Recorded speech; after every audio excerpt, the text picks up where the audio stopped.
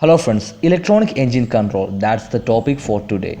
We are going to talk about the inputs and outputs for the control system.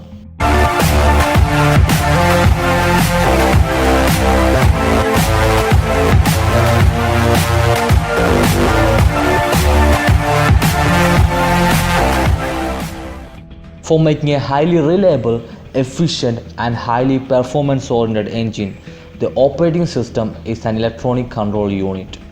It is the brain of the engine and it has some sensors that provide the inputs to the ECU from engine.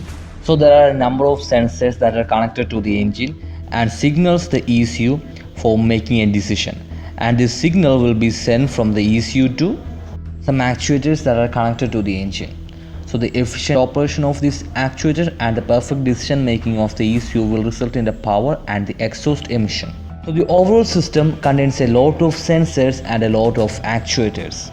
Let's check what are the inputs to the ECU from the engine. So there is a number of signals from the throttle position sensor, mass airflow rate sensor, engine temperature or coolant temperature sensor, engine speed sensor, EGR valve position sensor and exhaust gas oxygen or lambda sensor. Throttle position sensor or TPS sends the angular position of the throttle valve.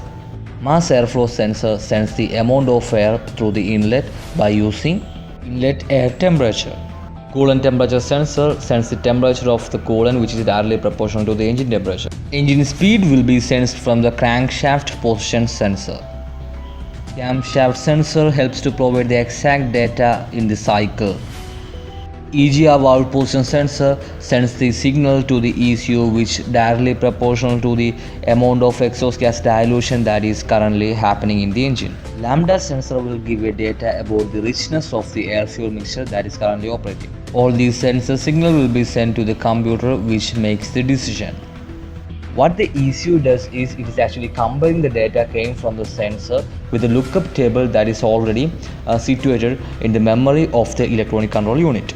Commonly, the ECU will be controlling the fuel metering, ignition control, exhaust gas recirculation and fuel tank evaporative emission control. So the signal will be sent to the evaporative control system will control the evaporative loss of fuel and the fuel metering will control the amount of fuel that is supplied to the inlet of the engine, and the ignition control system have the responsibility to provide the exact time and modify the spark timing according to the engine speed and all the working conditions.